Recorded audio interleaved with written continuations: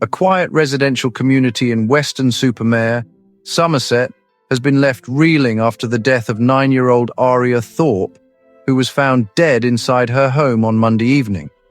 What began as an ordinary start to the week ended in unimaginable tragedy when emergency services were called to a property on Lime Close shortly after 6 p.m., following reports of serious concern for a child. Neighbors later described seeing police cars and ambulances arrive in quick succession, their blue lights cutting through the early evening calm as officers rushed into the house.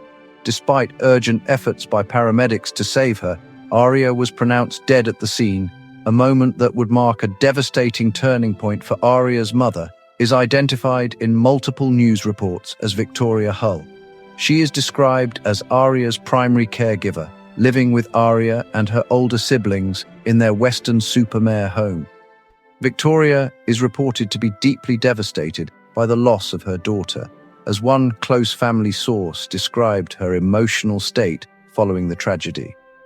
Aria was said to have celebrated her 9th birthday just 2 weeks before her death, hosting a K-pop-themed party, a memory now shared with heartbreak by those close to the family, her family and an entire community.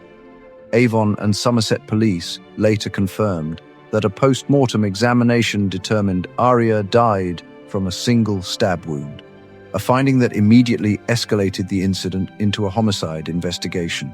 The property was sealed off as a major crime scene, with forensic tents erected and officers maintaining a cordon that would remain in place for several days. Specialist detectives from the major crime investigation team were deployed, alongside forensic examiners tasked with documenting the scene in meticulous detail. Every room of the house was examined, with officers collecting potential evidence, photographing key areas, and removing items for further analysis. The scale of the police presence made clear from the outset that investigators were treating the case with the utmost seriousness. As news of Aria's death spread, shock rippled far beyond Lime Close. Residents described the street as quiet and close-knit, a place where children played and neighbors knew one another by name. That sense of normalcy was abruptly shattered.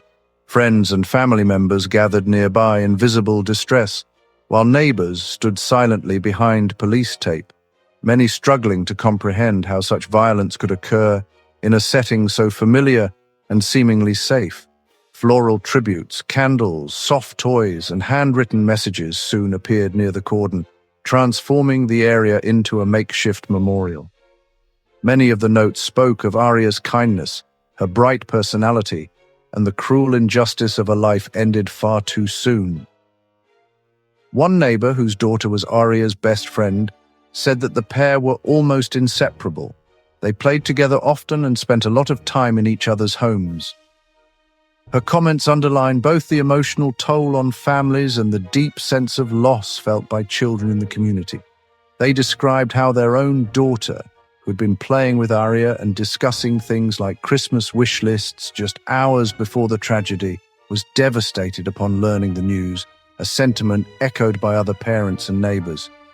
The close relationship between the girls speaks to how integrated Aria was in her community. Local schools were among the first institutions to respond. Teachers and administrators worked quickly with council services and child psychologists to support pupils who knew Aria or were affected by the news. Parents described difficult conversations with their children, many of whom were encountering the reality of violent death for the first time. Community leaders urged calm and compassion, emphasizing the importance of shielding Aria's family from intrusive attention while allowing space for collective grief. Behind the scenes, detectives worked around the clock to piece together the events leading up to Aria's death. Investigators focused on timelines, movements, and relationships, carefully reconstructing the hours before emergency services were called. Door-to-door inquiries were conducted, with officers speaking to neighbors, family contacts, and anyone who may have seen or heard something unusual. CCTV footage from the surrounding area was reviewed, along with digital data where legally permitted. Police have not disclosed the precise sequence of evidence that led them to a suspect, but they have confirmed that their inquiries progressed swiftly. Within days, a 15-year-old boy was arrested and subsequently charged with Aria's murder. Due to his age, he cannot be named under UK law, a legal protection designed to preserve the anonymity of minors within the justice system. His arrest marked a critical development in the investigation, providing investigators with a focal point while also raising complex legal and ethical considerations given the ages involved. The teenager appeared before Bristol Magistrates' Court, where the charge of murder was formally laid. The court heard only limited details in line with legal restrictions and the early stage of proceedings. He was remanded into youth detention, a decision reflecting both the seriousness of the charge and concerns around safeguarding and due process. He is scheduled to appear at Bristol Crown Court later this week, where the case will move into the next phase of the judicial process. In cases involving juvenile suspects, police interviews and interrogations follow strict legal frameworks. Any questioning would have been conducted in the presence of an appropriate adult, with legal representation provided. Investigators must meet a high evidentiary threshold before bringing a murder charge, particularly when the suspect is under 18. The decision to charge indicates that prosecutors believe there is a realistic prospect of conviction based on the evidence currently available, though the case remains subject to further legal scrutiny. Police have confirmed that there is no ongoing risk to the wider public and that they are not seeking additional suspects at this time. However, they have emphasized that the investigation remains active and further forensic results, witness statements, and expert analysis are still being processed. Authorities have urged anyone with information, no matter how small it may seem, to come forward, stressing that even minor details can prove crucial in complex investigations. In a statement, Avon and Somerset police said the force's thoughts were with Aria's family. This is a deeply distressing incident, and our hearts go out to Aria's loved ones at this unimaginably difficult time. We ask that their privacy be respected as they grieve.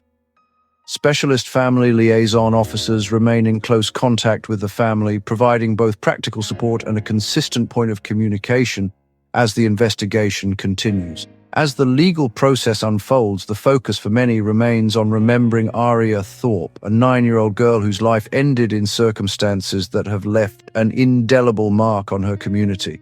Her death has not only devastated her family, but has also sparked a broader conversation about youth violence, safeguarding, and the vulnerabilities that exist even in places people consider safe.